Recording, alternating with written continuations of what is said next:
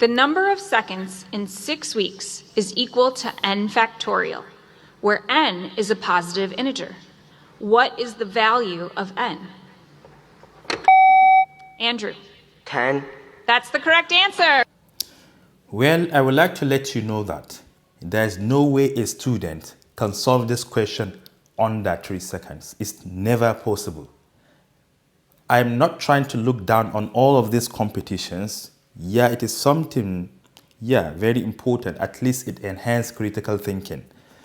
But there are other parents that used to request our services to make their children be exactly like this, which I believe no teacher can make your child be able to solve problems like this under 3 seconds. But how is it possible? The students are familiar with the questions. They have gone through these questions, past question papers. They have mastered the final answers. So immediately you started reading out a question, they will easily recall the final answer. And that is how it works.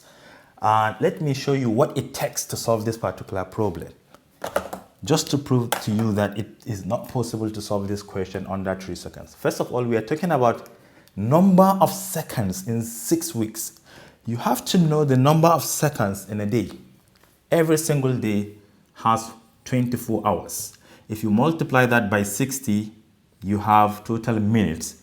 If you multiply by 60, you have what? The total seconds in 1 day. If you multiply by 7, you have the total seconds in 1 week. If you multiply by 6, you have the total seconds in 6 weeks, which is which is exactly equal to 3,628,800 seconds. This is huge, right? So how can we convert this also to n factorial? That's another thing. Well, to do this easier and faster using shortcuts, you have to change these numbers to their prime factors. So for example, we know that 24 is the same thing as 2 multiplied by 12. This is prime factorization, right? 12 is the same thing as 2 multiplied by 6. And 6 is the same thing as 2 multiplied by 3. All of these are what? Prime. They are prime numbers, which if you take 2 times 2 times 2 times 3, you're going to get 24. You're going to do the same thing for 60. 2 multiplied by 30.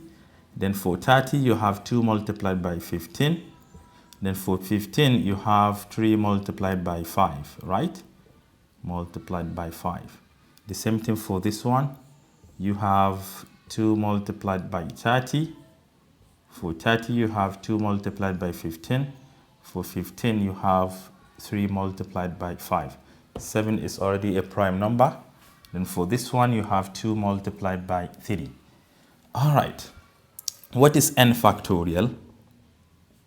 N factorial is the same thing as n times the number before n multiply. You keep on multiplying, like 5 factorial is 5 times 4 times 3 times 2 times 1. Or you can even start from 1 times 2 times 3 times 4 after 5 in order to get 5 factorial.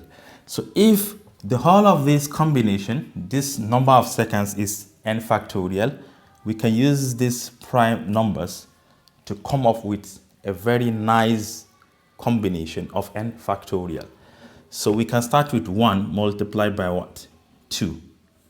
But you have to cancel it. If you cancel 2, you know you have all of this left. You multiply by 3. Let me cancel 3. I have 3 here. Multiplied by 4. 2 times 2 is 4. Multiplied by 5. I have 5 down here. Multiplied by 6. 2 times 3 is 6. Multiplied by 7. I have 7 down here. Multiplied by 8. 8 is 2 times 2 times 2, which is 8. Then we have 9. 9 is 3 multiplied by 3. Then we have 10, which is 5 multiplied by 2. We don't have any other number. So you can see 1 times 2 times 3 after 10 is nothing but what? 10 factorial. So if n factorial is equal to 10 factorial, it implies that n is equal to 10. This is using shortcut. So how possible do you think you can find n equal to 10 in less than 3 seconds? It's never possible.